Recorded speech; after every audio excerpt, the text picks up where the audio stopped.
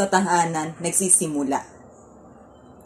Tungkulin ng isang ina na mag-alaga, mag-asikaso sa mga mahalagang gawain at humugin ang kanyang mga anak sa tamang asal. Bilang tumatayong ilaw ng tahanan, dapat niyang subaybayan ang kanyang mga anak hanggang sa kanilang paglaki.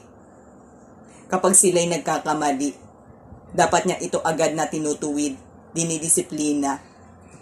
Dapat niyang ituro at ipamulat sa kanila ang halaga ng pagtsatsaga sa buhay, ang halaga ng edukasyon, pati na rin ang halaga ng pakikipagkapwa. Tungkulin naman ng isang ama na siya ang pinakamagtaguyod ng kabuhayan, sapagkat siya ang nagdadala ng pamilya at siya ang tumatayong haligi ng tahanan.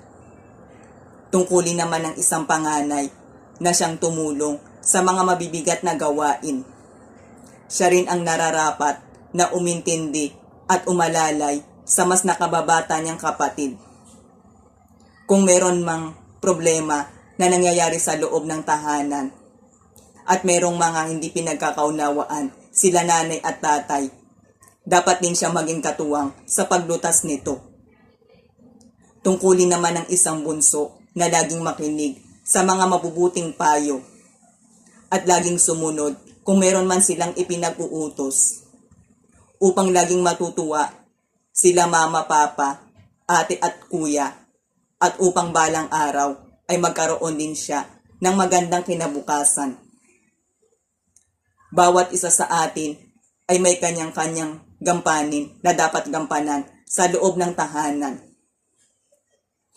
Si nanay at tatay ay dapat na maging magandang halimbawa. Tayo namang mga anak ay dapat na sumunod at gumalang, dahil para rin naman ito sa ating ikabubuti. Sa tahanan dapat nagsisimula na mabuo ang pagtutulungan at pagmamahalan. At kapag ang bawat tahanan ay maayos at mayroong pagmamahalan, ay tiyak na magiging maayos ang ating lipunan.